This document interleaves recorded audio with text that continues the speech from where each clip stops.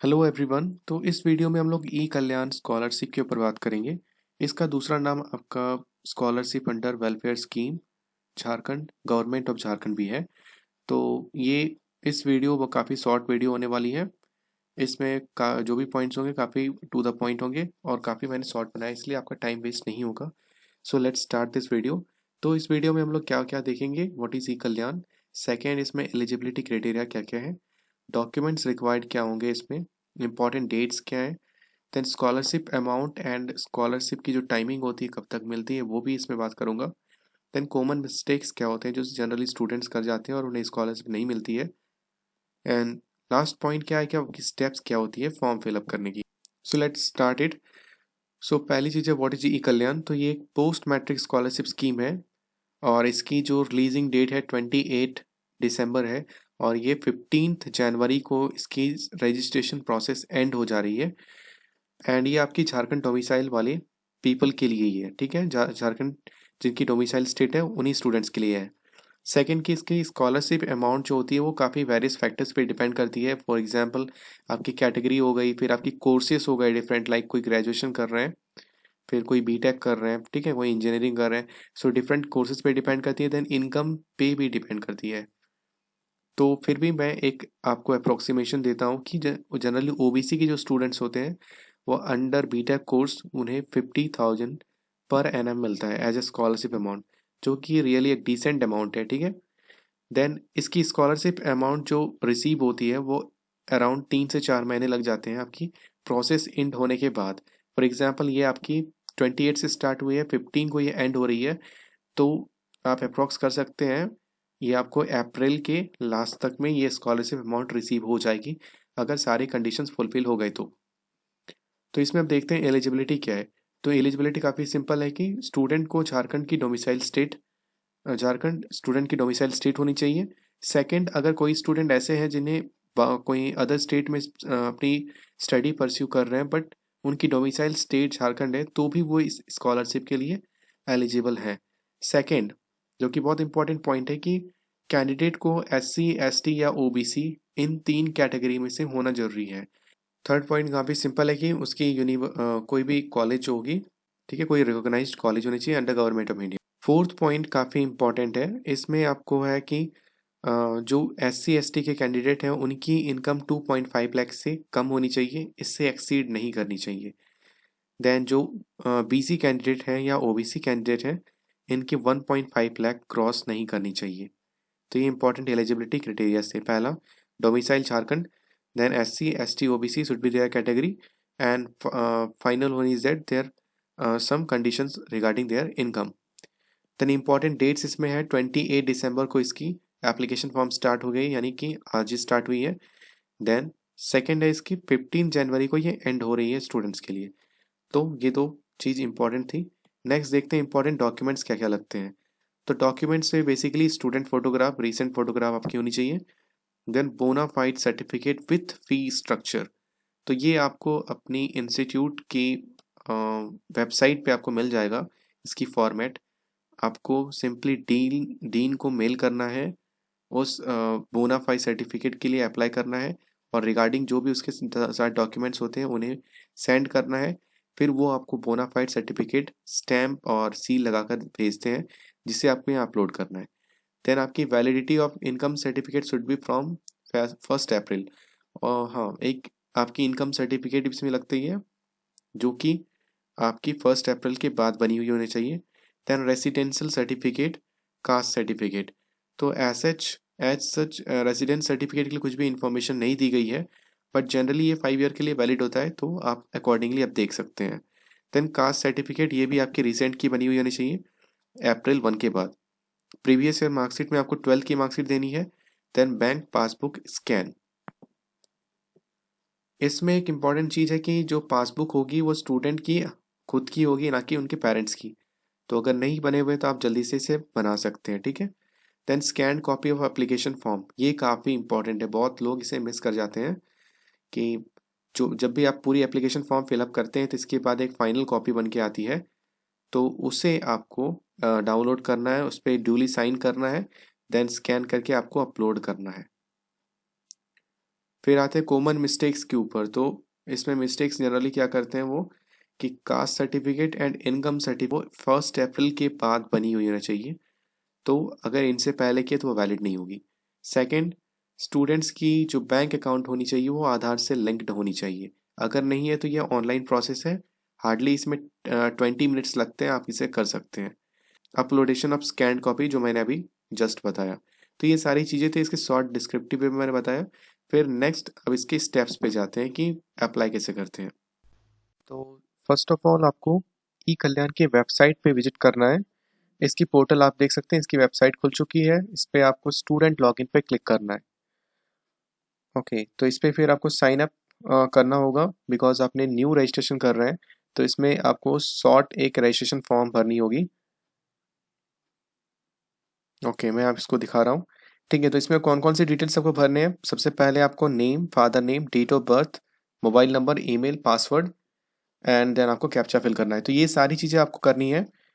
इसके बाद आपकी रजिस्ट्रेशन कंप्लीट होती है।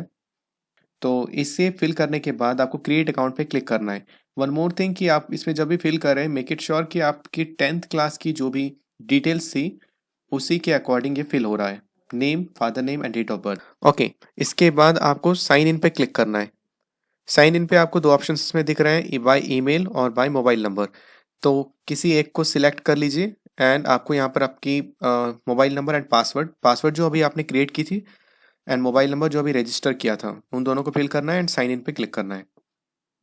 ओके, साइन इन पे क्लिक करने के बाद आपको एक ऐसी पेज आके खुलेगी जिसमें आपको जो भी डिटेल्स आपने फिल किया था रजिस्ट्रेशन के टाइम वो आपको यहाँ शो होगा। इसके बाद इसके सबसे नीचे में जाना है, आपको स्क्रॉल करना है। यहाँ पर आपको apply online post matric within and outside the state fresh application registration 2021, इस पे आपको क्लिक करना है। अगर ये पेज आपसे फिर से नहीं खुल रहा है तो आपको सिंपली स्टूडेंट लॉगिन पे वंस अगेन जाके सिंपली साइन इन पे जाके फिर से लॉगिन करना है। ठीक है,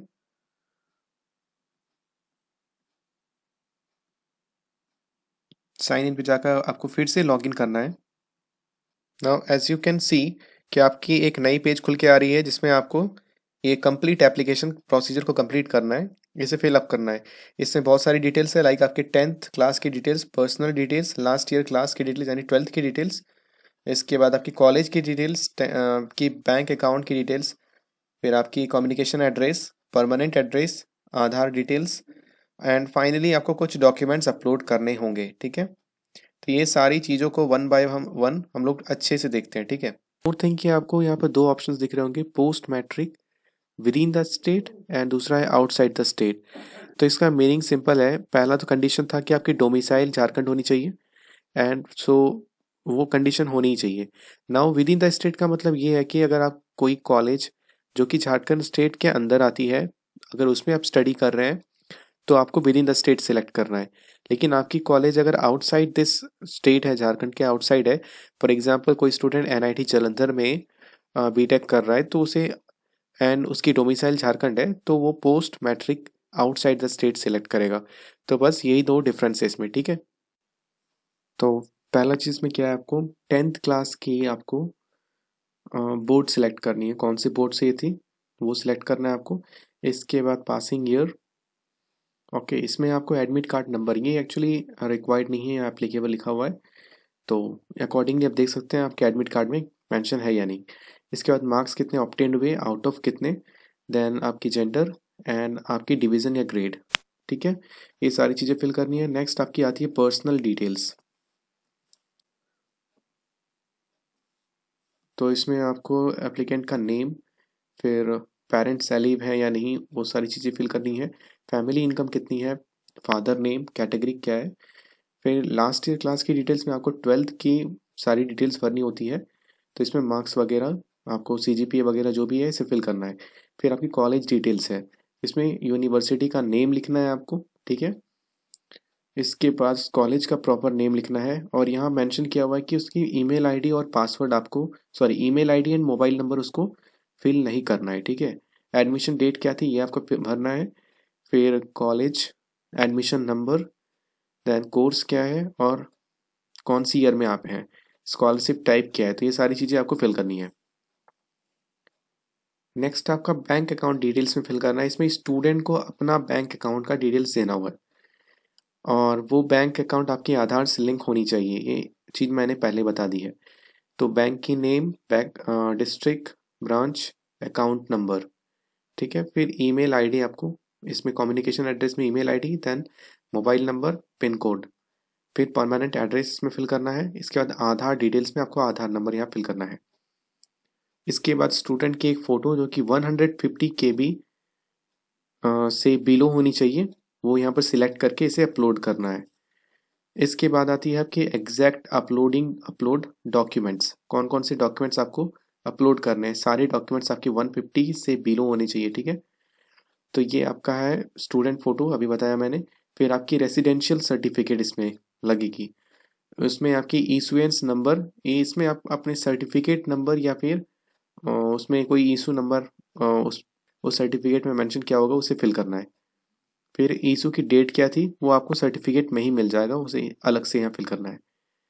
then caste certificate, income certificate, and one more thing कि जो आपकी caste certificate and income certificate है ये आपकी अप्रैल 1 के बाद से बनी हुई होनी चाहिए, यहाँ मेंशन किया हुआ है। The validity of income certificate should be from April 1, 2020। तो ये चीज़ ध्यान में रखना है। रेसिडेंशियल सर्टिफिकेट के बारे में ऐसा कुछ भी मेंशन नहीं किया गया है। गूगल करेंगे तो आपको पता चलेगा कि residential certificate I think 5 years के लिए वैलिड रहता है, तो अकॉर्डिंगली आप इसे यहाँ लगा सकते हैं। फिर आपको बोनाफाइड एक सर्टिफिकेट है, college bonafide certificate with fee structure, उसे आपको यहाँ पर अपलोड करना है। देन फाइनली आपको प्रीवियस ईयर के मार्कशीट इसमें डालने हैं 12th की। देन बैंक अकाउंट पासबुक की जेरोक्स कॉपी या उसे स्कैन कॉपी यहाँ पर अपलोड करनी है। इसके बाद फाइनली आपकी कंप्लीट होती है ये सारी चीज़ें। हाँ, वन मोर थिंग, इसमें क्लियरली मेंशन किया हुआ है कि आफ्टर इसको सबमिट करने के बाद आपको एक पेज एप्लीकेशन फॉर्म फील्ड की हुई नज़र आएगी, उसमें आपको सिग्नेचर करने हैं आपको और आपके पेरेंट्स को, फिर उसे अपलोड करना है, ठीक है। तो इस पर सबमिट पे क्लिक कर देते हैं।